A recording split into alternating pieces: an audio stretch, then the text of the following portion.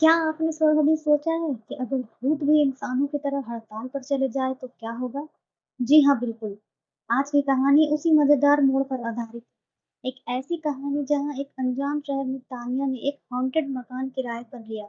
लेकिन जब उसने देखा कि भूत डराने के बजाय रोटी बेलने में बिजी है, तो उसके मन में एक नया सवाल खड़ा हो गया।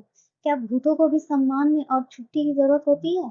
आइए इस अद्भुत सफर पर चलते हैं और जानते हैं कि कैसे तानिया ने अपनी भूतिया रूममेट्स की जिंदगी को बदल दिया। कहानी शुरू होती है जब तानिया ने एक ऐसी जगह शिफ्ट होने का फैसला किया जहां भूतों की कहानी गूंजती थी।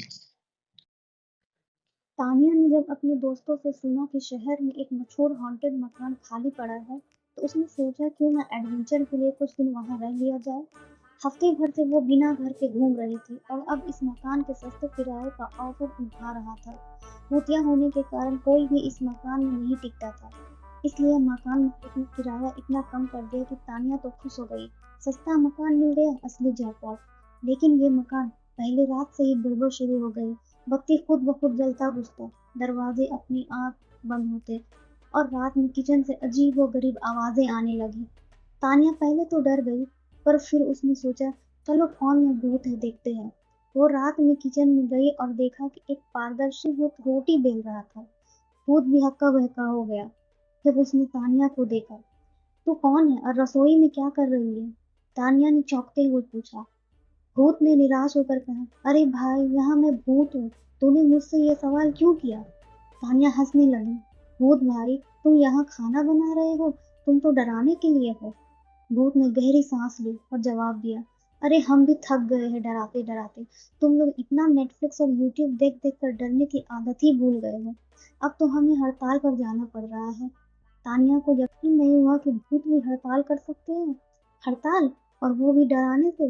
तभी एक और भूत कमरे में आया जिसके पास पुराने जमाने का एक लैम्प था। वो गुस्से में बोला, हमारी यूनियन ने फैसला किया है कि जब तक इंसान हमें सीरियसली नहीं लेगा हम कोई डरावना काम नहीं करेंगे। भूत भी इंसान की तरह इज्जत के हकदार हैं। अब हम सिर्फ टीवी देखेंगे और काम कोई नहीं करेगा। तानिया को ये सब मजेदार लगने लगा। क्या करे? भूत अगर डराने से मना कर दे तो किस काम के?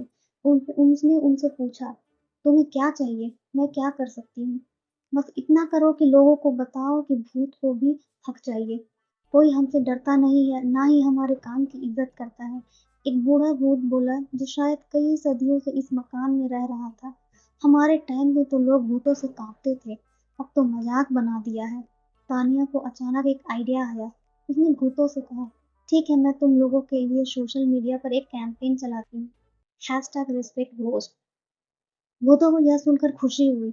उसी रात से तानिया ने अपने सोशल मीडिया प्रोफाइल पर वीडियो पोस्ट करना शुरू किया जिसमें वो भूतों के अधिकारों की बात कर रही थी। लोगों ने शुरू में इसे मजाक समझा, लेकिन धीरे धीरे यह वायरल हो गया। हर कोई भूतों के अधिकारों की चर्चा करने लगा और मकान में रहने वाले भूतों की तो जिंदगी ही बदल गई। उन्हें अब डराने की जरूरत ही नहीं रही। हर कोई खुद ही उनके पास ऑटोग्राफ लेने और सेल्फी खींचने आने लगा। भूत अब मकान में खुशी खुशी रहते थे और तानिया भी अपने सेलिब्रिटी रूममेट्स के साथ मजे से रही।